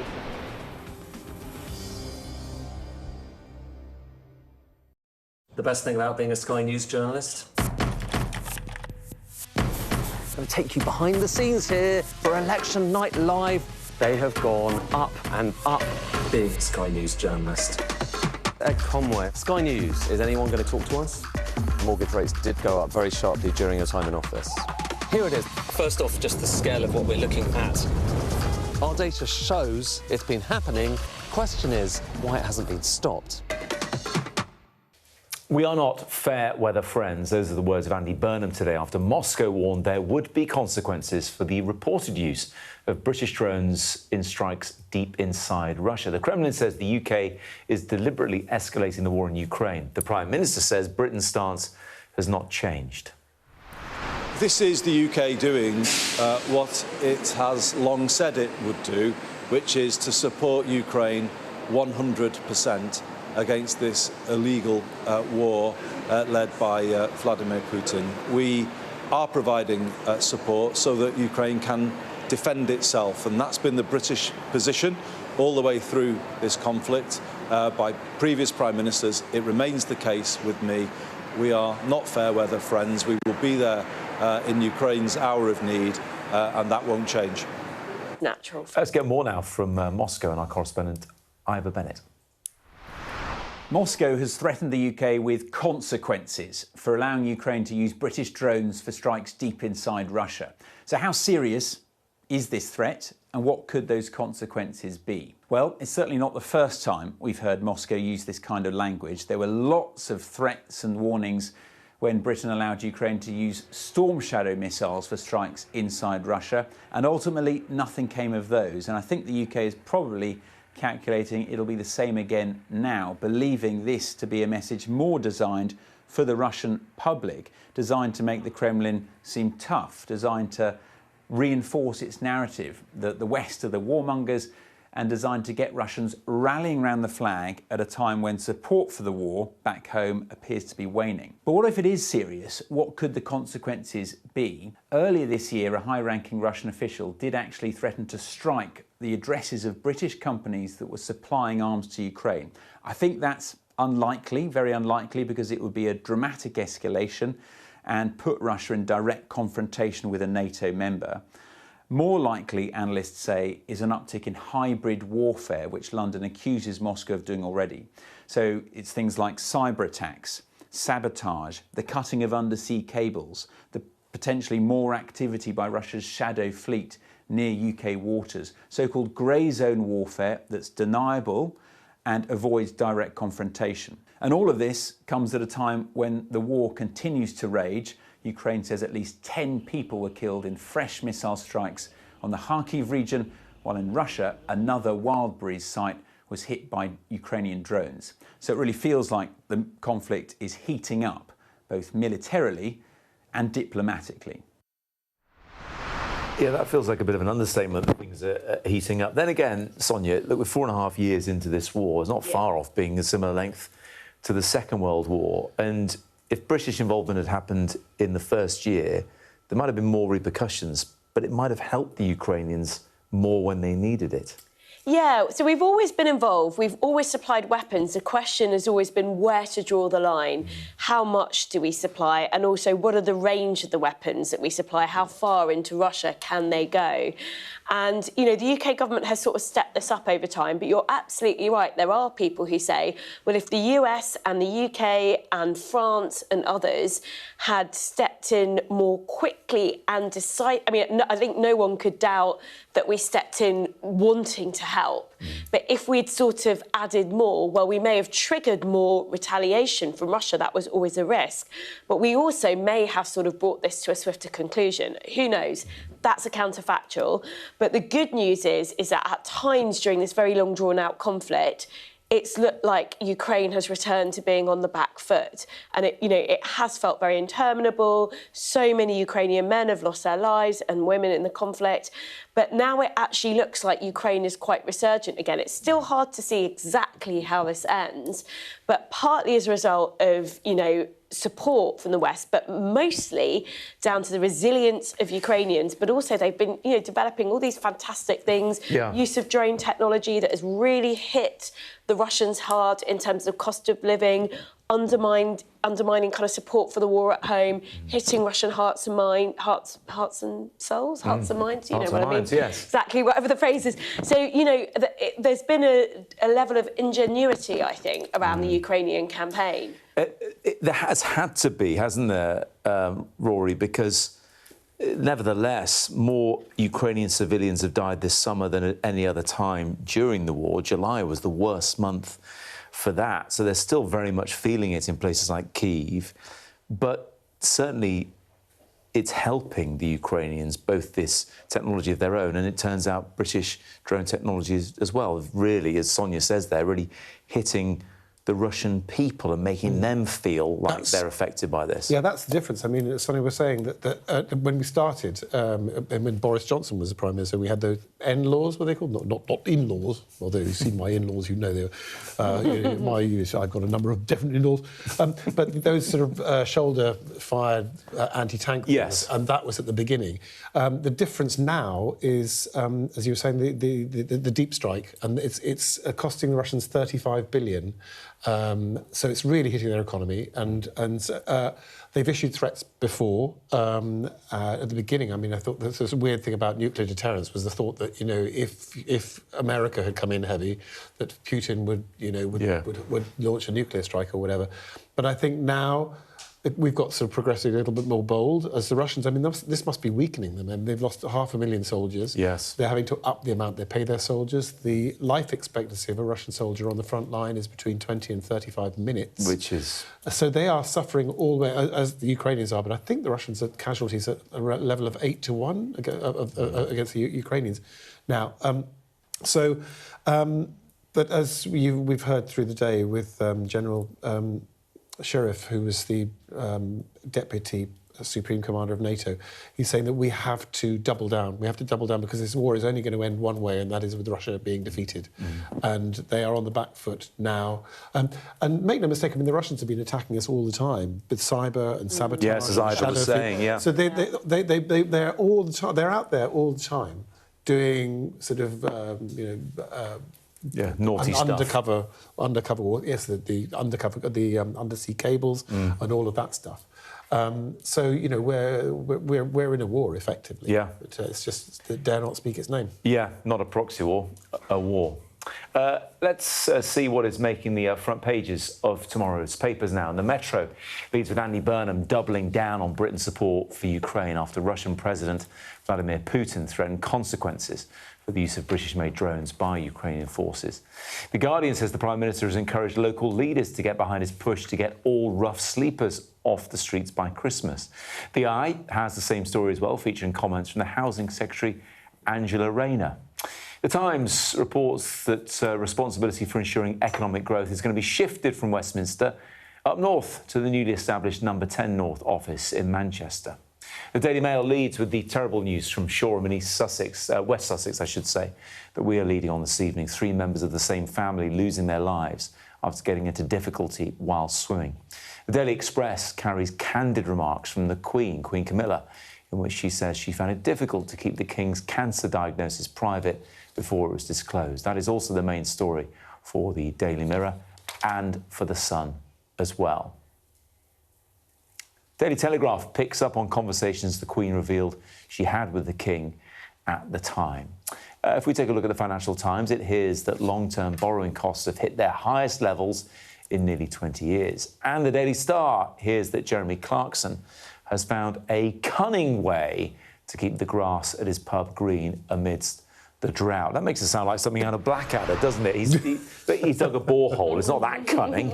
A bit expensive. It's not that cunning to just dig down, hit the water table and get some water out. Let's start, Sonia, in the Times, about No. 10 North being given responsibility for economic growth. I mean, is the thinking here that the Treasury had a crack at it and it hasn't quite worked? I mean, I think the government would argue that things are growing and quicker than some other places, but it's still pretty sluggish. So it's less for John Healey to worry about, I suppose. That's true. So there's 2 aspects to this. There's, first of all, Andy Burnham's very eye-catching thing of saying, I'm going to have a part of No. 10 that functions in the north, in Greater Manchester. And then the second thing is that the Treasury looks after both fiscal policy, how money gets spent, how it gets raised, you know, all of that stuff, the budget, plus economic growth. And in lots of countries, they have that split up into 2 ministries. But in the UK, we've got it in one mega ministry in Whitehall. And, that's been criticised over the years. So Andy Burnham said, right, I'm going to sort this 2 things out at once. First of all, I'm going to have part of government, the heart of government, not in Whitehall. so out of London, so different types of people can come and work for the heart of government, and you don't have to move your family down to London to do it. I think that's a really good thing, and we're going to give it a go, moving economic growth out. Now, sceptics might say growth is a very long-term agenda in this country because you've got structural issues in our economy. We haven't had high enough levels of business investment for the last 40 years, so there aren't any quick fixes. But, you know, put number 10 North on it and maybe they can come up with a 10-year plan to restore the UK back to growth. Rory, is it the right thing to put in the North? Because if I can be a bit of a provocateur here, a lot of the engine of Britain's economic growth is in London. It is the financial services. So is it going to be in the right place? Well, I don't actually. Sometimes we call it the North. A lot of people say it's only halfway up the country anyway. But I think it's where he's comfortable. Andy Burnham, and he came in talking about Manchesterism, wasn't he? And I think what I like is the fact that he's not afraid to change things and change the way that things are done. And as you were saying, I think it's good to have a different perspective. And if one department, the Treasury, I mean, the Treasury has had such a hold on growth in a sense because, as you said, you know, they're worried about how much you're spending. So to have a department which is based in the North, whose priority, they're just thinking about growth. They're not thinking about, you know, oh God, where can we cut this? Where can we cut that? Yeah. They're thinking about what can we invest in, and I think, you know, there's a lot of, the industries in Manchester, just to spend time there and see how buzzing it is and see how much building is going on there. And not just there, obviously, you know, Liverpool, you know, these cities that are, you know, there's more growth to be had. Well, next time you're there, try telling a Manc or a Scouser that they're only halfway up the country and see how well that goes down. I was thinking of the people in Ullapool. Yes, I know. In Edinburgh. You think about Great Britain as a whole, weren't you? I've been in Edinburgh last week. I mean, yeah, I mean, Scotland's massive, so that's what tips it in their favour. Let's shift to something else involving Andy Burnham, Rory, because it is his pledge to get all rough sleepers off the streets by Christmas, another story that features in the Eye as well, but with Angela Rayner talking about it. Is this doable? Because clearly it's something he cares deeply about. Yeah, but I mean, it's good because he's identified these things, you know, from the get-go. Right, I want to do something about this, but it is difficult. I can remember 30-odd years ago doing lots of stuff with homeless charities like the Passage House, just around the corner from where we are now. Yeah. In fact, it's literally about 500 or 600 yards away, where there will be people sleeping tonight and during the day where they come because they've been moved on during the night. So there's a place where they can stay in the day and they can get the treatments. That's the Passage House. I mean, it's a good charity to give to. There's other ones like Mungo's and obviously Crisis and Shelter. It's difficult because, you know, homelessness is very easy. It can happen very easily, you know, through losing a job or a family breakdown or but what strikes me is it's still as much of a problem today as it was 30 years ago. And they're so abused out on the streets as well. So to make this pledge, and he knows it's a headline pledge, he'll be held to this. So they must be sure that they can do this. I think the other thing, Sonia, as well, I mean, look, there'll be plenty of people saying, yes, help the people who are homeless for their sake. But also, homelessness can be so visible. And maybe this is his approach. He's going to deal with things that we all see and feel. Yeah, and it's, you know, you're right, it changes the feel. No one wants to live in a city where there are lots of people rough sleeping. It's horrible for the people who are rough sleeping. It's, you know, it doesn't make the area as nice. So it's much better to be able to get people into housing and into accommodation. We did do it, of course, really successfully during the pandemic. I think it was Louise Casey, the sort of Wonder Woman who fixes everything for governments of all colours, who helped achieve that during the pandemic. Obviously, then we had a lot of empty hotel space lying around that the government could buy up. Andy Burnham has had mixed success with this in Manchester. He started off really well. He said he wanted to end rough sleeping, but then it really tailed off. And he said, and people around him would say, that's because Manchester got known as a place to go. So quite fairly, people moved in, which meant that they were sort of you know, running up a down escalator, as it were. I think they would say, well, we're doing this on a national level. We've got £100 million set aside to do this. We want to achieve it. I agree with Rory. It's a very high-profile pledge. It takes me back to the Blair era, where Blair used to have these high-profile pledges around Ross sleeping, around teen pregnancy. I think it was halving teen pregnancy or something like that. And everyone around the cabinet table knew what his priorities were. They knew that there was cabinet-level accountability there. And lots of people say that that is something that was missing, fairly or unfairly, from Starmer's cabinet. I think this is Andy Burnham, you know, showing, and it's by Christmas. By Christmas, it's like I know. literally, it's 5 months away now. Yeah. So great, he's got an ambitious target. Keir Starmer had a target to halve male violence against women and girls. We didn't even know how he was going to measure it, let alone what date he was going to do it by. I knew it happened. We're talking about Christmas in August. I can't quite believe it. We're going to discuss more of the biggest and best stories from the papers in just a moment. Stay with us.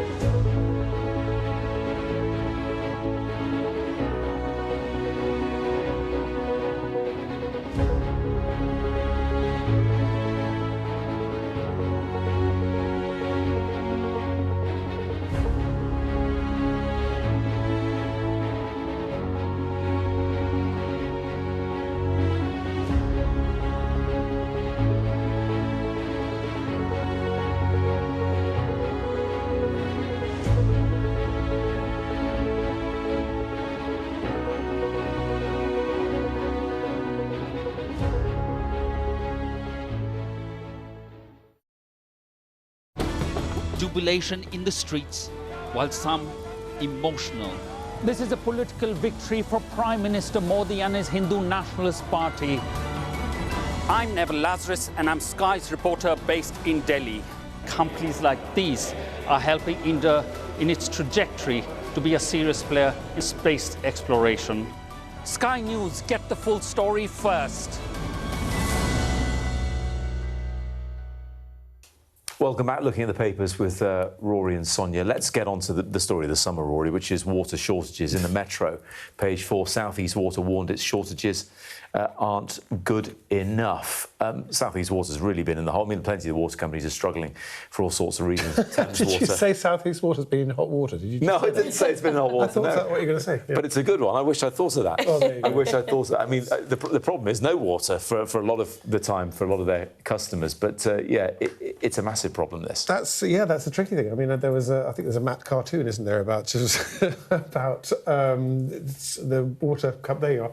It's heartbreaking seeing our customers getting all this free water. With the rain coming in. In order to sell water, if you like, they need to get it in the first place, and that's tough. I mean, we always gone about the investment in the infrastructure, and that's sort of have they put enough money in to stop this sort of stuff happening. But I mean, we do take it for granted. If you think of London, every loo, every sink, every basin through London, and how this stuff comes out of the taps all the time. But it's in a drought, but you still expect, water companies. They've got one job. Yeah, absolutely. Well, plenty of countries that are deserts, they have water as well, but that's desalination plants for you. Do you know, there's an amazing thing to get water in the desert, because a beetle would put up its wings, and when the draft came across, sort of like one of those winds came across the desert, it would hit the beetle and condense, and the water would dribble down into the insects, into the beetle's mouth. So they do that on surfaces of buildings. There's a sort of the side of the building made of the same material that when the wind strikes it, the water condenses and runs in. Just ingenious. That's bio-design. What you didn't realise is that was Rory's impression of David Attenborough right there. I should have done it. Absolutely incredible. It would have been more convincing. I want to finish on a couple of positive stories very quickly, Sonia. ULEZ, the ultra-low emissions zone, has apparently led to a lung boost for children in London, it says in The Guardian. Fascinating story. Yeah, it's so rare we get a positive story like this. So the whole point of ULEZ was to improve the air quality. And we know that it particularly affects children when you've got very polluted air. We know that we've got higher rates than we otherwise would of young children with asthma. There was a young boy, I've forgotten his name, but he died of asthma a number of years ago. Yes. It was air pollution related. Anyway... It's on the South Circular, I think, yeah. Yes, a study has now shown that as a result of ULEZ, and actually, people moan about having to have cleaner cars or pay fines, etc., but children in London are growing up with bigger, healthier lungs, which is fantastic news. It is indeed. We're going to finish on a funny story, Rory. Page 3 of tomorrow's Metro, because a man called 999 because his bottle of G&T was non-alcoholic. What? Well, yeah, you're supposed to dial 111 for that, aren't you? It always beggars belief, people calling 999 for all these things. But but also, I don't know, zero gin and tonic. I love zero gin and tonic, but I imagine that's in the Reform Manifesto. We're going to do away with this woke. What is non-alcoholic gin and tonic? No. It's just one of those summer daft stories that somebody dialed 999 because their cat was limping or something. Yeah. But we were saying the cost of non-alcoholic gin versus the cost of alcoholic gin, it's almost exactly the same. Yeah, well, and as I was saying, my friend in the drinks industry told me it's because they distill it in exactly the same way as they would a normal gin, and then they take all the alcohol off. So it takes as long, and there's as much love and care that goes into it. But I'm pretty sure they don't have to pay the tax on it. They don't. I'm glad you... I thought you might have swallowed that one hook, line and sinker, but I'm glad you didn't, Sonia. It has been my friend is very convincing. Very good marketeer, obviously. Sonia, a pleasure. Rory, absolutely great to have you here as well. In a moment, why Spain's World Cup winning captain is saying adios to the Premier League.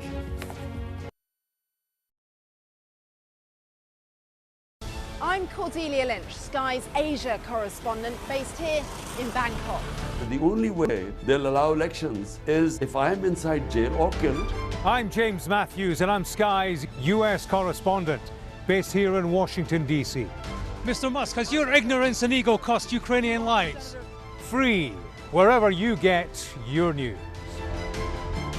I'm Ivor Bennett, Sky's Moscow correspondent. Why do you support Vladimir Putin, Mr. Seagal? I'm Conor Gillis, Sky's Scotland correspondent. Sky News, the full story first. Fire, shouts the commander. There's a dash to safety. We've now got to wait inside the shelter to see if there is incoming. I'm Deborah Hames, Sky Security and Defence Editor. should Russia's war with Ukraine escalate significantly, pilots like these could be called upon to go into combat for real.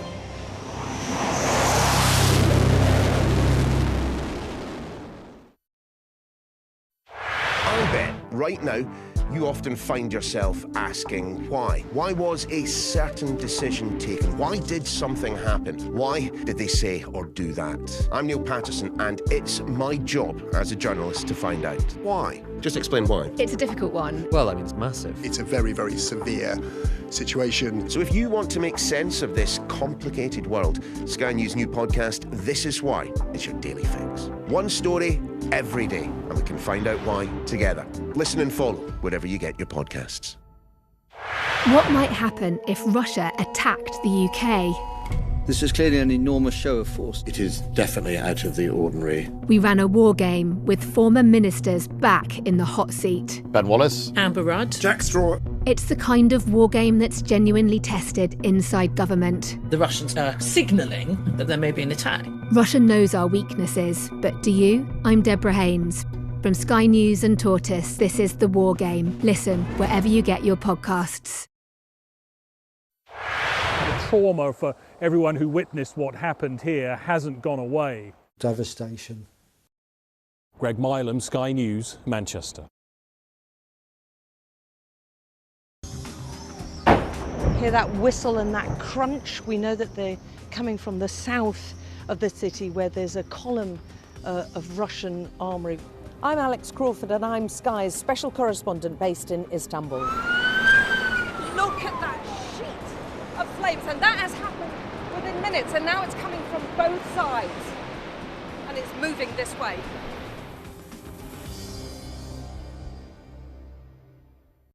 The best thing about being a Sky News journalist? I'm going to take you behind the scenes here for Election Night Live. They have gone up and up. Being a Sky News journalist. Ed Conway, Sky News, is anyone going to talk to us? Mortgage rates did go up very sharply during your time in office. Here it is. First off, just the scale of what we're looking at. Our data shows it's been happening. Question is, why it hasn't been stopped. Time for the latest from David now at Sky Sports News.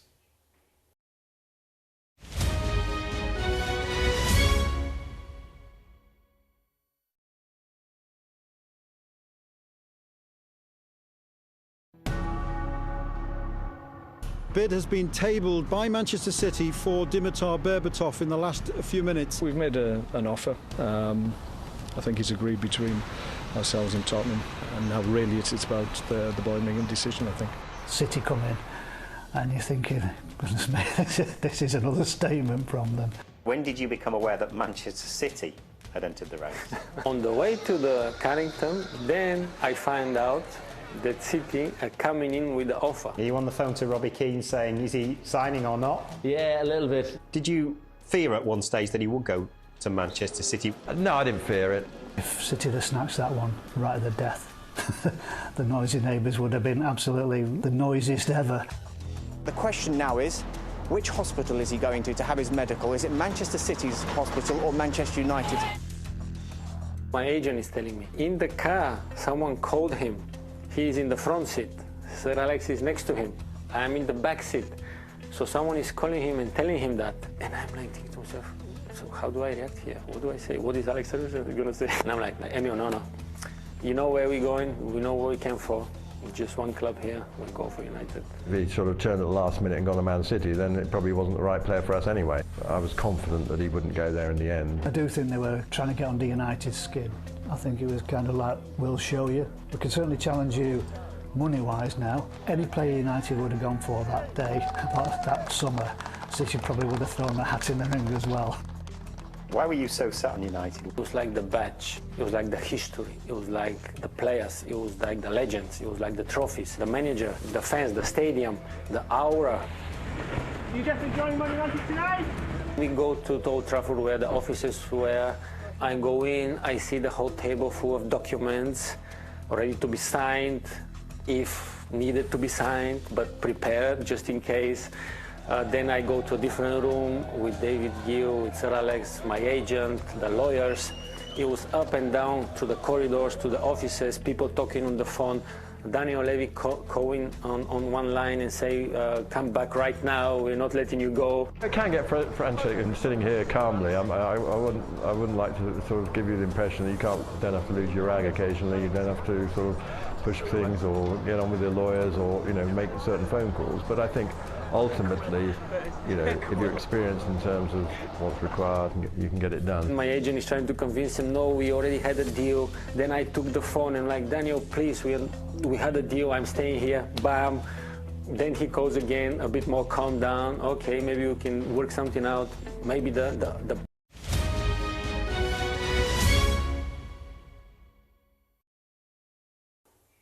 Let's take a look now at the weather. Dinner under the stars tonight? That reminds me of our travel insurance. You mean All Clear Skies? All Clear Travel Insurance sponsors Sky News Weather. It is turning cooler this week, with showers becoming more widespread, some heavy with hail and thunder. Localised flooding is possible, with the baked ground acting like concrete and causing the rain to run off it rather than soaking into it. Tomorrow is going to start with a scattering of showers, some heavy, but more general light rain will affect the far southeast. That rain will soon clear to leave a morning of sunny spells and showers, some heavy, with that hail and even thunder possible as well. The showers are going to be concentrated over the Republic of Ireland and northern parts of the UK, while becoming fairly isolated elsewhere. It'll be a bit cooler in the south and breezy generally. The afternoon will take more showers across the south, but the majority will be in the north and in the west. Looking ahead to Thursday, showery again, with the showers concentrated over England and Wales, heavy in places, bringing a risk of localised flooding. All Clear Travel Insurance proudly sponsors Sky News Weather.